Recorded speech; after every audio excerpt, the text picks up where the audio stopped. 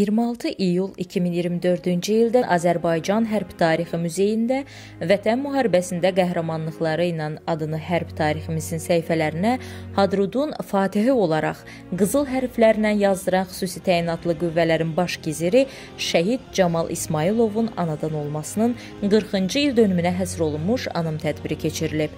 Tədbirdə şəhid gizir Camal İsmayılovun ailə üzvləri, döyüş yoldaşları, Vətən müharibəsi iştirakçıları, qazilər, şəhid anaları, Müdafiə Nazirliyinin idarə və müəssisələrindən nümayəndə heyəti, Türkiyənin Azərbaycandakı səfirliyinin mətbuat müşaviri Alptekin Cihangir İşbilir və İnkişafa və İslahatlara Dəstək İctimai Birliyinin sədri Ramil Əliyev iştirak ediblər. Tədbirdə muzey rəisi ehtiyatda olan polkovnik Əzizağa Qənizadənin şəhid Camal İsmayılovun həyatı və döyüş yoluna həsr olunmuş məruzəsi, ailə üzvləri anası Filara xanım İsmayılovanın, şəhid gizir Camal İsmayılovun tabor komandiri ehtiyatda olan polkovnik leytenant Nizami Əliyevin, müharibə veteranı ehtiyatda olan baş gizir Bəhruz Məmmədzadənin qəhrəmanımızla bağlı xatirələri dinlənilib. Daha sonra Sumqayıt şəhər icra hakimiyyətinin nümayəndəsi Ceyhun Məmmədli Azərbaycanın müstəqilliyi uğrunda canlarından keçmiş şəhidlərimizi, eləcə də Camal İsmayılovu qürurla andığını bildirib.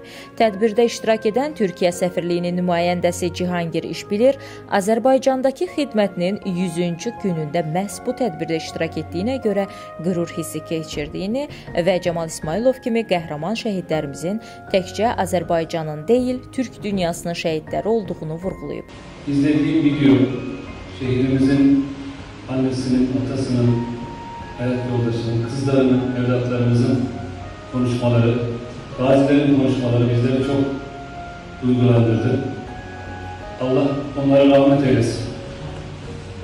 Emanetlerine sahip çıkmayı hakkıyla bize nasip etsin.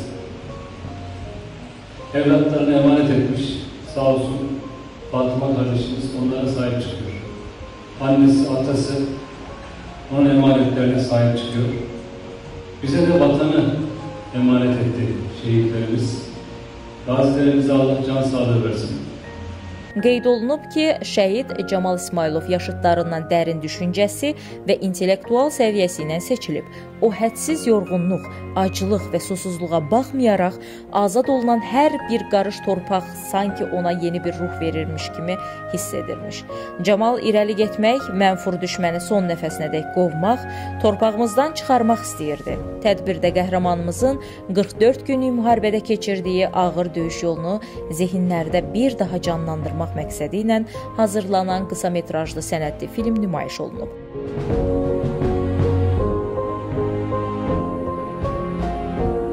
O mənim hər şeyim idi, o mənim cənnətim idi.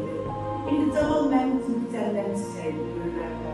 Hər dəfə Camalın şəkillərinə baxıb deyirəm ki, cənnətdə bir çiçək var. O qədər zərif, o qədər müqəddəs çiçəkdir ki, heç Allahın da o çiçəkləri və ürəyi gəlmir. O çiçəklər cənnət çiçəkləridir, onlar şəhidlərdir. Deyirəm ki, Camal, sən vətəni qorumaq üçün bir dəfə canını verdin. Biz hər gün canımızı verdik, ancaq sənin arxalarımız. Vətəni xilas etmək üçün canından keçdik. Biz nə qədər canımızdan keçsək də sənin arxalarımız. Camal həqiqətən də qəhrəmanlığa layiq bir dost idi, yoldaş idi. Mən Camalla eyni dönəmdə Sükənətə qüvvələr kursunun bir yerə keçmişim. Camal necə insan idi. Camalın həqiqi qəhrəmanlığından danışmaq üçün belə o səhnəni yaşayasın.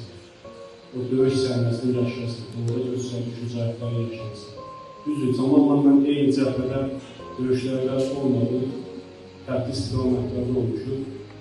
Mən onun əvvəlki döyüş əməliyyatlarında və xidmətdəki olan şücaətindən bilirəm ki, Camal necə qəhrəman döyüşçü. Allah Camalın timsalında bütün şəhidlərimizə rəhmət eləsin. Ruhları şad olsun və ruhları versin baş edir. Təşəkkür ederim. Tədbirin bədii hissəsində Həzi Aslanov adına Ordu İdeoloji və Mədəniyyət Mərkəzinin solistlərinin ifasında hərbi vətənpərvərlik mövzusunda musiqilər ifa olunub. Tədbir xatirə şəklinin çəkdirilməsi ilə sonlandırılıb.